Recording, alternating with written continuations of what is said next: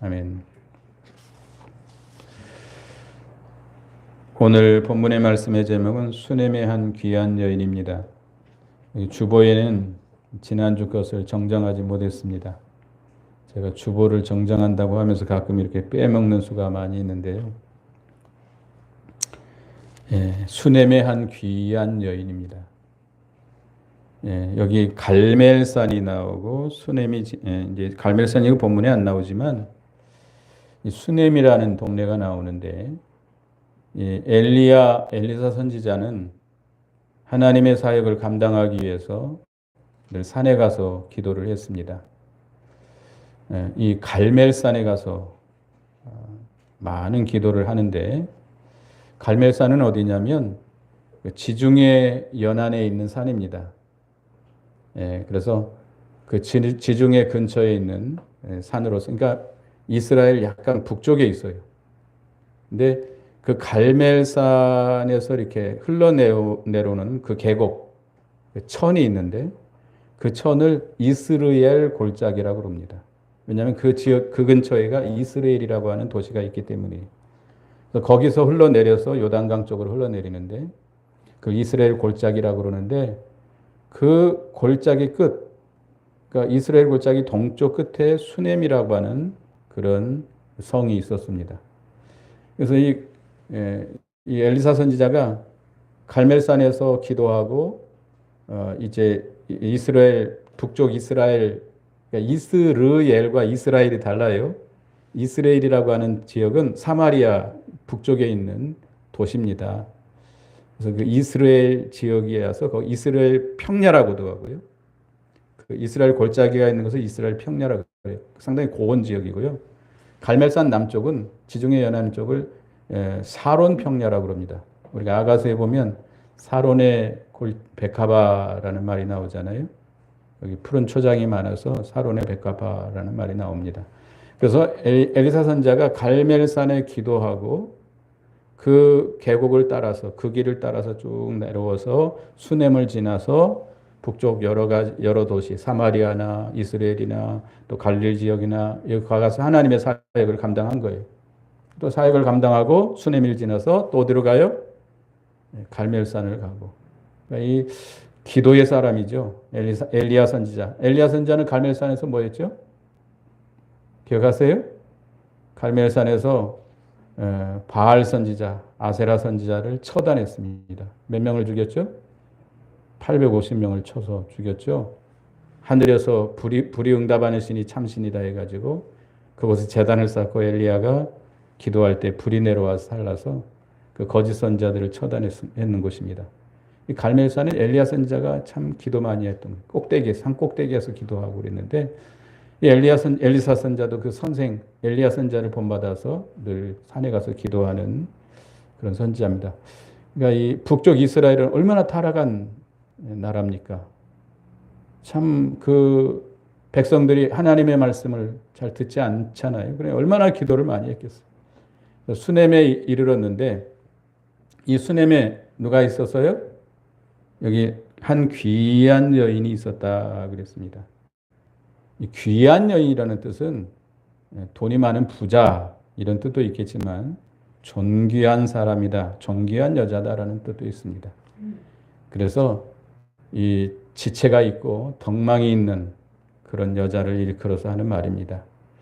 그래서 이 수넴 여자는 그 북쪽 이스라엘 나라가 타락해서 모든 백성들이 우상을 섬기고 하나님을 떠나서 타락한 그곳이었는데 수넴 여자는 거기서 믿음을 지켰습니다.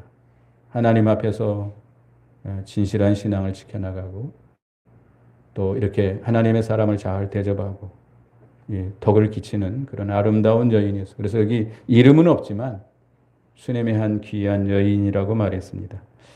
그래서 우리는 고린도 후서 2장 15절에 보면 우리는 구원받은 자들에게나 망하는 자들에게나 하나님 앞에 그리스도의 향기니 그랬습니다.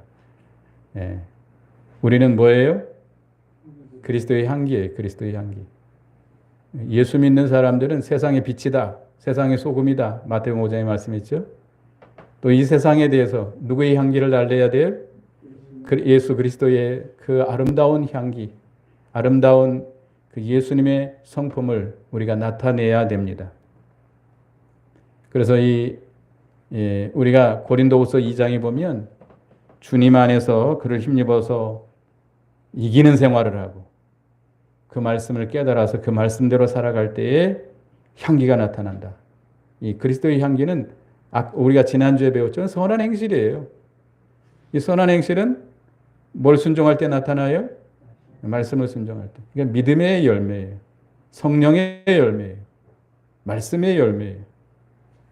그러니까 그리스도의 향기라고 하는 것은 무슨 아름다운 냄새를 풍기는 것이 아니라 우리가 믿음으로 하나님의 말씀을 순종할 때 나타나는 열매가 선한 행실이고 그게 그리스도의 향기입니다. 그래서 이 잠언 31장 10절에 보면 누가 현수간 여인을 찾아 얻겠느냐 그의 값은 진주보다 더하니라. 현숙한 여자를 만나는 것 참 어려운 일입니다. 현숙한 여자를 자기 아내로 두는 것 하나님의 큰 복입니다. 그런데 그 값이 뭐보다 귀해요? 진주보다도 귀하다. 여러분은 어떤 여자가 돼야 돼요? 현숙한 여자가 돼야 돼요. 세상이 이렇게 변했으면 좋겠다. 남편이 이렇게 변했으면 좋겠다 보다도 먼저 내가 현숙한 여자가 돼야 됩니다. 현숙하다. 그 말을 풀어보면 어질고 깨끗하다. 그런 뜻이 있습니다. 그래서 잠언 31장 마지막 30절 보면 고운 것도 거짓되고 아름다운 것도 헛되나 오직 여호와를 경외하는 여자는 칭찬을 받을 것이라. 얼굴이 곱고 아름다운 거 다 어때요? 다 헛돼요. 우리나라 유행가 얼굴이 예쁘다고 여자냐 그런 노래도 있죠. 키도 크고 얼굴이 잘생겼다고 그게 아름다운 것이 아니에요. 성경에는 어떤 여자가 아름다워요? 하나님 앞에서 아름다워요? 하나님을 경외하는 여자. 현숙한 여자예요. 존귀한 여자예요. 하나님 앞에서 믿음을 지키고 사람들에게 덕을 끼칠 수 있는 그리스도의 향기를 나타낼 수 있는 그런 여자, 수냄 여자입니다. 우리도 꼭 여기 여자분들에게만 말씀하는 것이 아니라 우리 모든 성도들에게 주신 말씀이 우리도 이 타락한 이 세상, 지금 말세를 당해서 얼마나 타락해 내려가고 있습니까? 교회들이 다 타락해 내려가고 있고 정말 많이 타락하고 있잖아요. 말씀대로 살기가 힘든 세상. 기도 생활 잘 안 해요. 우리 개인적으로도 기도 생활 잘 안 되는 이런 세상이잖아요. 참 우리가 이번 주에 산에 가려고 합니다만은 몇 달 동안 못 갔어요. 이런 일 때문에 핑계지만 우리가 좀 산에 가서 엎드려야 되지 않겠는가. 하여튼 우리가 이 믿음을 지키기 힘든 이 시대인데 우리도 이 수냄 여인처럼 하나님을 경외하고 믿음을 지키는 그런 존귀한 사람들이 되시길 바라겠습니다. 근데 이 수냄 여자는 어떤 여자냐? 신령한 사람입니다. 신령한 사람. 여기 9절을 읽어보겠습니다. 9절 다 같이 읽어보겠습니다. 시작. 여인이 그의 남편에게 이르되 항상 우리를 지나가는 이 사람은 하나님의 거룩한 사람인 줄을 내가 아노니. 선지자가 엘리사 선지자가 수냄 그 지역을 지날 때마다 아마 그 수냄 여자의 집에 아마 길모통이 있었나 봐요. 엘리사 선지자가 지날 때마다 그 엘리사 선지자를 선지자로 알지 못했던 것 같아요. 그러니까 그 선지자를 볼 때 어떤 분으로 봤어요? 거룩한 사람인 줄 알고 그를 잘 대접했어요. 엘리사 선지자를 거룩한 사람으로 알아본 거는 이 수냄 여자가 영적인 분별력이 있었기 때문입니다. 신령한 사람이었기 때문입니다. 신령하다라고 하는 것은 성령의 감동, 인도를 따라 사는 사람입니다. 예수 믿는 사람들은 신령한 사람이 돼야 돼요. 우리가 고린도전서 3장에 나오죠. 예수 믿는 사람들이 육에 속한 사람이 있고 또 어떤 사람이 있어요? 신령한 성도가 있다고 그랬어요. 우리 개인적으로도 어떨 때는 육의 사람으로 살다가 어떨 때는 신령하게 살다가 그럴 때가 있는데 하나님은 여러분들이 어떻게 살기를 원해요? 신령하게 살기를 원해요. 신령이라는 말이 좀 이상한 말 같지만 세상 사람들이 말하는 신령이 아닙니다. 늘 깨어 기도해서 누구의 인도를 따라가는 거예요? 성령의 인도, 성령의 감동, 성령의 인도, 성령의 역사를 따라가는 사람. 이거 신령한 사람이에요. 뭐 희한한 세계에 들어가가지고 뭐 희한한 걸 보고 이게 신령한 게 아니에요. 그러니까 여러분들도 이 시대에 신령한 사람이 되어야 영적으로 분별할 수 있고 믿음을 지켜나갈 수 있고 이 악한 세대를 이겨나갈 수 있고 그리스도의 향기를 나타낼 수 있습니다. 선한 열매를 맺혀 나갈 수 있습니다. 존귀한 하나님의 사람들이 될 수 있습니다. 신령한 사람이 되어야 돼요. 그러려면 어떻게 해야 돼요? 날마다 깨어 기도해야 돼요. 깨어 기도하는 생활. 날마다 깨어 기도해서 육의 사람이 나오지 못하도록 육신의 정욕이 나를 끌고 가지 못하도록. 로마서 7장에 보면 내게 두 사람의 세력이 있어요. 이 육의 사람이 나를 끌고 죄악으로 끌고 갈 때가 있고 또 내게는 또 그것과 싸워서 하나님의 말씀대로 우리를 이끌어가는 경우도 있습니다. 두 사람 싸우는데 이 겉사람, 육의 사람을 이기려면 뭐 할 수밖에 없어요? 기도하는 수밖에 없어요.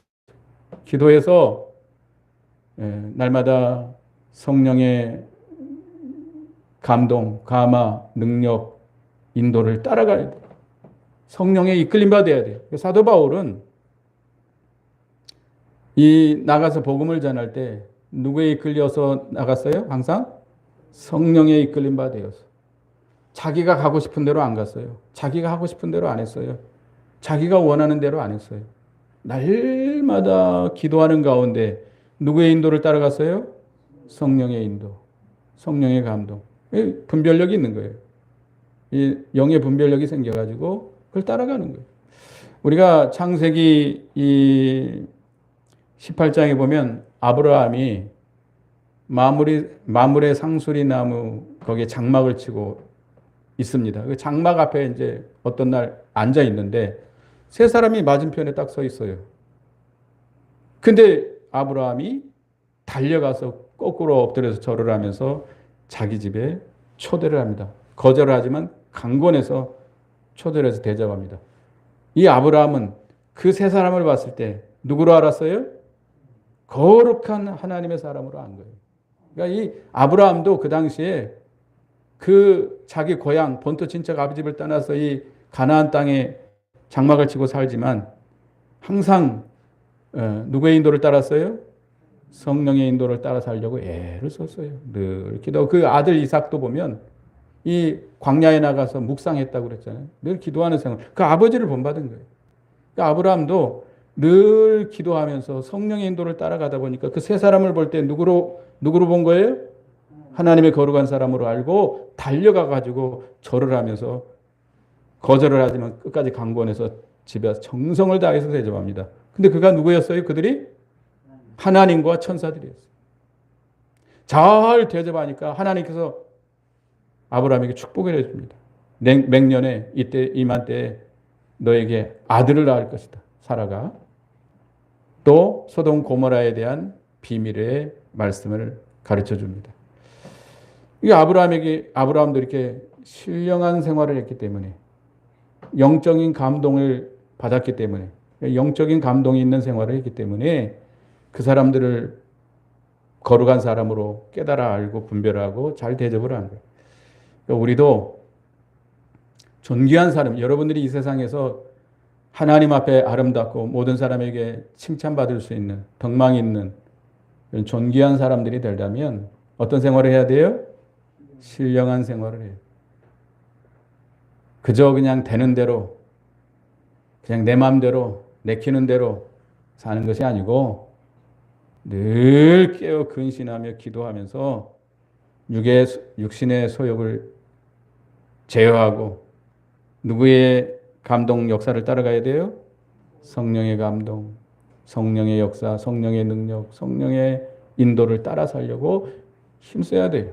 성령에 붙들림 바 되어서 살아가는 거, 이 사람이 신령한 신자입니다. 신령한 생활을 해야 분별력이 생기고, 이 엘리사를 돕는 것은 결국 누구를 돕는 거예요? 하나님을 돕는 일이에요. 북쪽 이스라엘에 이 엘리사를 하나님께서 택하셔서 그 엘리사를 통해서 하나님의 일을 해 나갔습니다. 하나님의 구원 역사를 이루어 나갔습니다. 이 수넴 여자는 그걸 깨달은 거예요. 그래서 엘리사를 잘 대접하는 건, 도와주는 건, 그건 누구를 도와주는 거예요? 하나님을 도와주는 거예요. 하나님의 일을 도와주는 거예요. 그러니까 처음에는 식사만 대접했다가, 생각해 보니까 좀 더 그 선지자가 얼마나 힘들었겠어요, 그 시대에.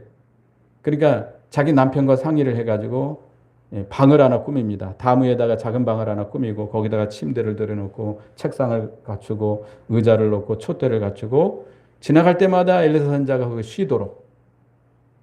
쉬고 가도록 이렇게 한 거예요.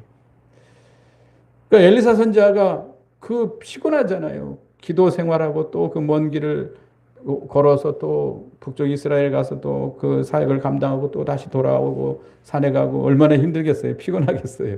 예수님도 고뇌가지고 사마리아 우물가에 쉬고 계셨잖아요. 앉아서. 그러니까 쉴 수 있도록 하나님의 종이 쉴 수 있도록 정성을 다해서, 여기 이 개역 한글 성경은 네가 우리를 향해서 주밀하다. 우리를 향한 생각이 주밀하다 그랬어요. 아주 세심하게 잘 살펴서 도와줍니다.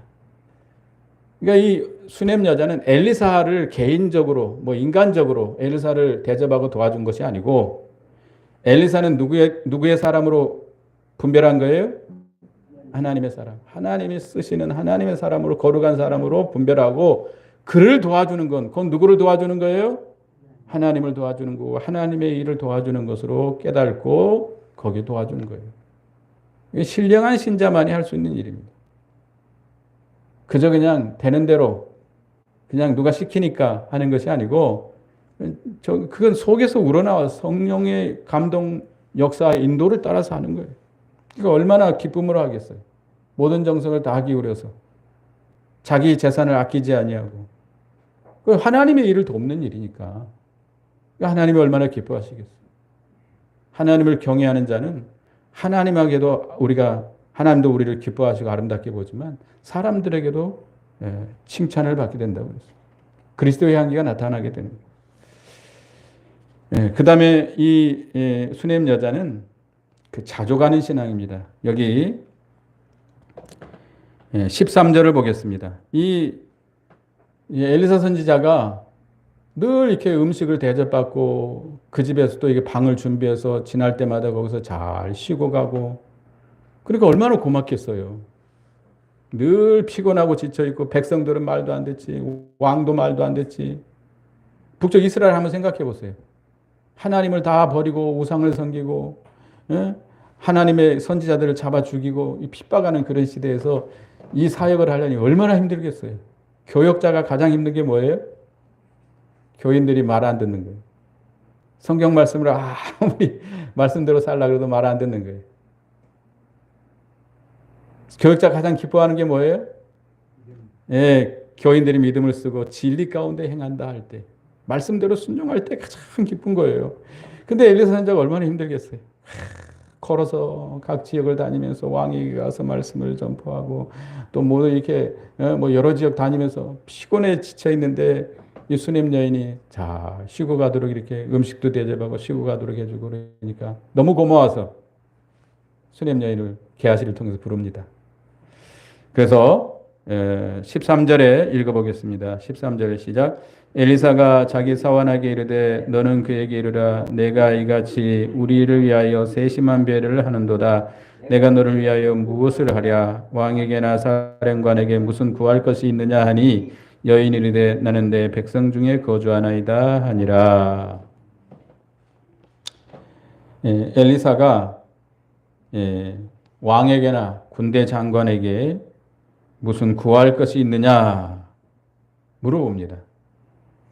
열왕기하 3장에 보면 모압과의 전쟁에서 북쪽 이스라엘과 연합국이 모압과의 전쟁에서 어려움을 당할 때 이 엘리사 선지자가 하나님의 지시를 받아서 해결책을 줬어요. 다 목말라서 피곤해서 모압과 전쟁에서 질 수밖에 없는 상태에서 엘리사가 도움을 줘서 그 전쟁에서 이겼어요.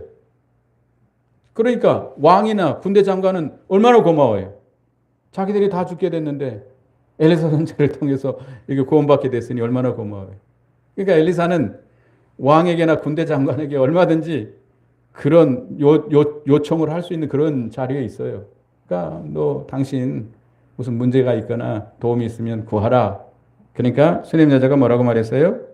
나는 내 백성 중에 거주하나이다 라고 말했습니다. 이 말은 뭐냐면 나는 현재 하나님이 주신 은혜에 만족하고 감사합니다 라는 뜻입니다. 더 이상 바랄 게 없습니다. 이 왕에게나 군대 장관에게 구하는 것은 어떤 문제죠? 육의 문제예요. 어떤 권리의 문제, 어떤 높은 자리라든지 아니면 뭐 세금 문제라든지 여러 가지 어떤 육신의 문제, 세상 문제예요. 이 수냄 여자는 그걸 원하지 않아요. 수냄 여자는 지금 신령한 성도입니다. 신령한 신자고 그는 하나님의 백성과 함께 믿음으로 사는 것. 자기는 더 이상 바랄 게 없다. 이게 하나님께 받은 은혜에 만족하고 감사하는 내용입니다. 히브리 11장 24, 25절에 보면 여기 보겠습니다. 말씀으로 모세가 장성하여 바로의 공주의 아들이라 칭함을 받기를 거절하고 도리어 하나님의 백성과 함께 고난받기를 잠시 죄악의 낙을 누리는 것보다 더 좋아하고 그랬습니다. 이 모세는 40년 동안 바로의 공주의 딸로서 애굽의 학술을 배웠습니다. 근데 그냥 바로의 공주의 아들로 왕궁에 살면 모든 것이 다 풍족해요. 어려움이 없어요. 아무리 힘들고 어려워도 흉년이 들어도 왕궁에 사니까 부족함이 없는데 그걸 거절하고 누구와 함께 고난받기를 즐거워했어요? 하나님의 백성. 하나님의 백성 누구 백성이에요? 이스라엘 백성. 이스라엘 백성 그 당시 애굽에서 뭐 하고 있었죠? 종살이 하고 있어요. 종살이. 얼마나 힘들겠어요. 얼마나 고난이 많겠어요. 그 왕궁을 떠나서 이스라엘 백성들과 함께 거주하려면 얼마나 힘들겠어요. 그러나 그걸 더 즐거워했다. 왜? 이 하나님의 백성에게는 누가 함께해요? 하나님이 함께해요. 하나님이 늘 권고하시는 백성. 하나님의 눈이 새초부터 새말까지 늘 보살피고 하나님이 권고하는 백성. 이스라엘 백성은 무슨 약속이 있어요? 가나안 땅에 대한 약속이 있어요. 가나안 땅을 기업으로 받을 백성. 늘 가나안을 소망하는. 오늘날로 말하면 예수 믿는 사람들 어디를 소망하는 거죠? 저 천국을 소망하는 것 같아요. 그건 천국에 대한 소망이 넘치는 백성들이에요. 살아갈 이유가 있는 거예요. 살아갈 이유. 왕궁에서 잘 먹고 잘 사면 뭐예요? 예수도 믿음도 못 지키고 하나님을 떠나서 그건 다 무슨 낙이라고 그랬어요? 잠시 누리는 죄악의 낙일 뿐이에요. 다 지나갑니다. 이 세상에서 여러분들이 좋은 직장, 높은 권세, 돈 많이 벌어가지고 호의호식 한다 할지라도 그건 다 어떤 거예요? 다 지나가요. 솔로몬처럼 여러분이 살아봤어요? 솔로몬 다 살아봤어요. 세상에 제일 부자, 제일 똑똑하고 처와 첩을 몇 명이나 뒀어요? 1000명이나 뒀어요. 참 욕심도 많죠. 근데도 그 모든 걸 다 누려봤지는 맞지만 그는 뭐라고 말했어요? 헛되고 헛되며 헛되고 헛되니 모든 것이 헛되다. 내가 수고한 모든 것은 뭐를 안으려는 것 같았다? 바람을 안으려는 것 같다. 다 헛수고다. 이게 헛수고. 다 헛된 거예요. 잠시 죄악의 낙을 누리는 거예요. 우리가 하나님의 백성과 함께 백성 중에 거하면서 천국을 소망하면서 하나님과 함께 동행하면서 하나님의 말씀대로 고난을 받지만 잘 참고 견디면서 천국을 소망하고 예수 그리스도를 바라보고 예? 믿음으로 사는 것, 그것이 최고의 행복이다 이거예요. 그것이 가장 좋은 것이라 이거예요. 왕궁에 살면 아무것도 다 헛되고 없는 것이지만 하나님의 백성과 함께 그 가나안 땅을 바라보고 하나님과 동행하고 예수 그리스도를 바라보고 고난을 참으면서 말씀대로 살아가는 것, 그것은 영원한 하나님의 구원에 참여하는 것이에요. 영원히 남는 일입니다. 고난은 받지만 그건 영원한 것이에요. 우리도 이 세상에서 잠시 누리는 죄악의 낙에 빠지지 말고 다 버리고 하나님의 백성과 함께 고난받고 하나님의 구원운동에 참여하고 그리스도의 남은 고난에 참여함으로 신령하고 영원한 복을 받는 우리가 되어야 되겠습니다. 우리가 육신적인 것, 세상적인 것, 그 허영심이라고, 허영심, 명예영광심, 우리가 다 버리고 그건 다 헛된 거예요. 뭘 감사해야 돼요? 하나님이 주신 은혜, 내게 주신 은혜, 하나님의 백성과 함께 고난받고 있지만 하나님의 백성과 함께 고난받으면서 믿음을 지켜나가는 생활, 이것이야말로 영원히 남는, 영원히 복받는 거예요. 그게 존귀한 생활입니다. 그렇잖아요? 존귀한 거예요. 그 다음에 이 수넴 여자는 겸손한 신앙입니다. 겸손한 신앙. 14절부터 보면 엘리사가 이르되 그러면 그를 위하여 무엇을 해야 할까니 게하시가 대답하되 참으로 이 여는 아들이 없고 그 남편은 늙었나이다 하니.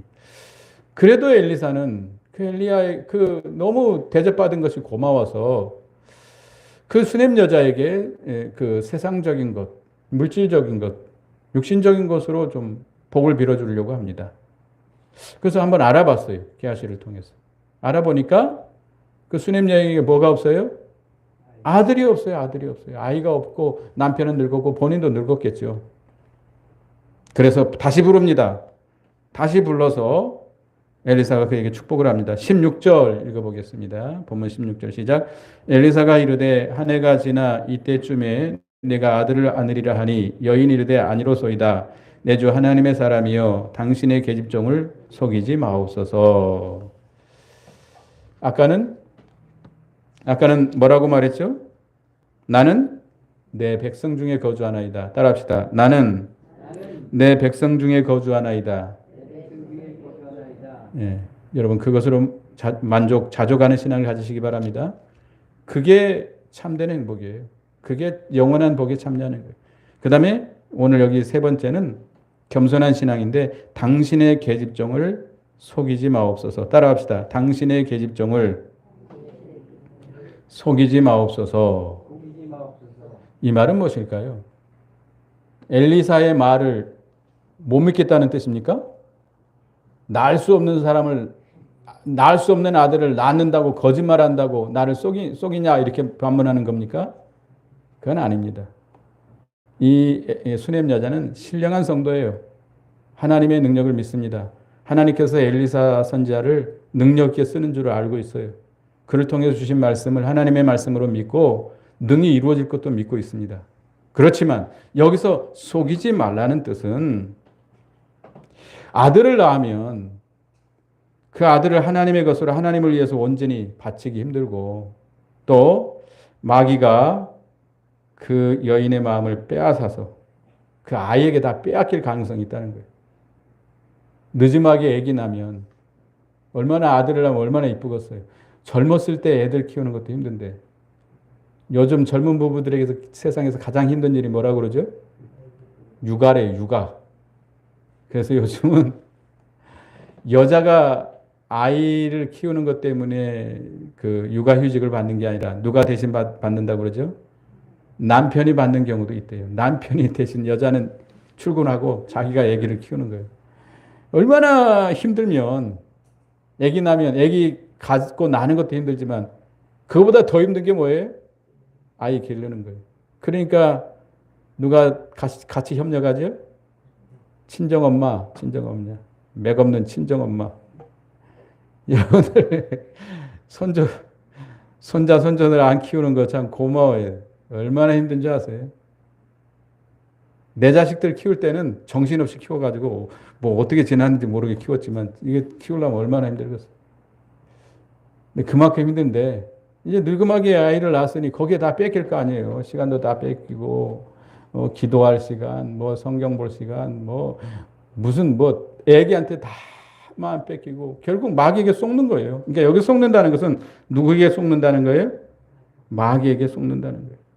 결국 이 여자는 자기의 약한 것을 자랑하는 겁니다. 고린도후서 12장 9절에 보면 나에게 이르시기를 내 은혜가 내게 족하도다. 이는 내 능력이 약한 데서 온전하여짐이라. 그러므로 도리어 크게 기뻐함으로 나의 여러 약한 것들에 대하여 자랑하리니 이는 그리스도의 능력이 내게 머물게 하려 함이라. 사도 바울이 뭘 자랑했어요?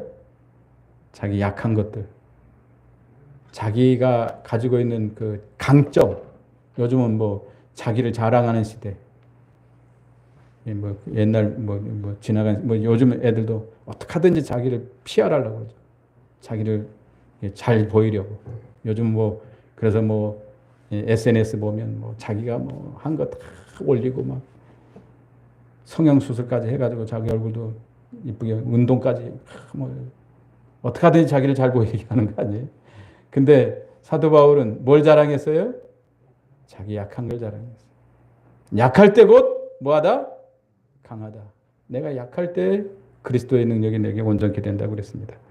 그러니까 이 수넴 여자는 자기 신앙이 약해서 아이를 낳으면 마귀에게 속을 수밖에 없는 그런 자인 줄 알고 자기를 속이지 말라고 한 겁니다.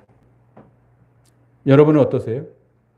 여러분 어떤 분 얘기 들어보면 자기가 제일 신앙이 좋은 사람이야. 그렇게 말하는 사람이 있어요. 자기처럼 이렇게 믿음을 지키는 사람 없고, 자기처럼 기도하는 사람 없고, 자기처럼 교회를 위해 봉사하는 사람 없다고 이렇게 말하는 분들이 있는데, 그건 정말 잘못된 신앙. 그건 신령한 신앙이 아니에요. 존귀한 자가 될 수 없습니다. 우리는 어떤 자가 돼야 돼요? 겸손해야 돼요. 항상 겸손해야 돼요. 고린도전서 10장 12절에 보면 그런즉 선질로 생각하는 자는 넘어질까 조심하라. 따라합시다. 그런즉 선질로 생각하는 자는 넘어질까 조심하라. 예, 나는 됐다. 나는 괜찮은 사람이다. 나는 믿음 있는 사람이다. 나는 강한 사람이다. 그런 사람은 누구를 의지하지 않아요? 하나님 의지하지 않습니다. 자기의 강한 걸 자랑하니까, 잘난 건 자랑하니까 하나님 의지하지 않으면 하나님께 버림받습니다. 하나님이 떠나요. 넘어질 수밖에 없습니다. 우리는 항상 자기가 부족한 줄 알고 자기 되지 못한 것을 붙들고 또 자기가 조금 한 것 있으면 다 누구의 은혜로 된 줄 알아야 돼요? 하나님의 은혜로 된 줄 알아요. 하나님이 일시적으로 한순간도 하나님이 나를 붙들어 주지 않으면 나는 설 수 없는 자인 줄 알아야 돼요. 내가 무슨 잘나서 여기 서 있는 줄 알아요? 생각해 보세요. 제가 잘나서 여기 서 있어요? 여러분에게 호통치고 있어요? 제가 잘나서? 하나님이 붙들어주니까, 하나님이 세워주니까 서 있는 거죠. 어떻게 제가 여기 감히, 제가 여기 처음에 이렇게 강단에서 설교하려면요, 다리가 덜덜덜덜 떨리고, 뒤에서 땀이 줄줄줄줄 흐르고, 저는 왜 이렇게 등어리에서 땀이 많이 흐르죠? 근데 이 참 쉽지 않은 일입니다. 하나님이 한순간도 나를 붙들어주지 않으면 나는 설 수 없는 자인 줄 알아야 돼요. 섰다? 나는 괜찮다. 나는 할만하다. 나는 괜찮은 사람이야. 이런 생각은 하면 안 됩니다. 그래서 베드로전서 5장 5절에 보면 하나님은 교만한 자를 대적하시되 겸손한 자들에게는 은혜를 주시느니라. 따라합시다. 하나님은 교만한 자를 대적하시되 겸손한 자들에게는 은혜를 주시느니라. 예, 나는 됐다. 나는 괜찮은 사람이다. 이러면 하나님 물리쳐요. 하나님 버려요. 그러나 항상 나는 부족한 줄 알고 나의 되지 못한 거. 내가 아직도 사도 바울은 자기를 뭐라고까지 말했어요? 나는 죄인 중에 괴수다. 나의 나 된 것은 다 하나님의 은혜로 된 것이다. 나는 사도 중에 성도 중에 지극히 작은 자보다 더 작은 자다. 이렇게 자기를 말했습니다. 항상 겸손으로 허리를 동이고 우리도 항상 자신을 부인해야 돼요. 예? 그래서 이제 이 수냄 여자가 나중에 아들이 죽게 됩니다. 그걸 보면 수냄 여자가 누구에게 속은 거예요? 마귀에게 속은 거예요. 아기를 낳았는데 아기를 그 늙음하게 키우려니 얼마나 힘들어요. 여러분 손자 데려다 키워봤어요. 우리 엄마가 그 딸들 애들을 좀 데려다 놓고 그랬는데 얼마나 제발 좀 안 데려다 놨으면 좋겠다고. 너무 힘들어. 늙음하게 애기 키우는 게 얼마나 힘들겠어요. 그러니까 결국 다 빼앗기니까 마귀에게 속아서 빼앗기니까 하나님이 그 아이를 데리고 가버렸어. 물론 이제 엘리사를 통해서 다시 살려줬지만, 그래서 우리는 일체의 비결을 배워나가요. 사도 바울처럼 풍부하든지 비천하든지 배부를 때든지 배고플 때든지 어떤 형편에 처해도 뭘 지켜나가야 돼요? 믿음을 지켜나갈 수 있는, 풍부에 처할 줄도 알고 비천에 처할 줄도 알고 궁핍에 처할 줄도 알고, 어디가 왕의 자리에 있을 때도 믿음을 지켜나갈 수 있고, 저 버림분 받아서 사도 요한처럼 유배 자리에 있어도 믿음을 지킬 수 있고, 감옥에서도 믿음을 지킬 수 있고, 어디 가든지 거기서 감사하고 만족하고, 예? 거기서 믿음을 지켜나갈 수 있는 일체의 비결을 배워나가야 됩니다. 그것은 배워나간다는, 어디서 뚝 떨어지는 게 아니에요. 여러 가지 어려움 속에서 만들어져 가는 거예요. 그래서 여러분들이 일체의 비결을 배우는 여러분이 되시기 바라겠습니다. 그래서 이 수냄 여인처럼 존귀한 믿음의 신자가 돼야 돼요. 성도가 돼야 돼요. 그러려면 어떤 성도가 돼야 돼요? 신령한 성도. 그 다음에 자족하는 신앙. 세 번째는 겸손한 신앙입니다. 기도하겠습니다. 하나님 은혜를 감사합니다.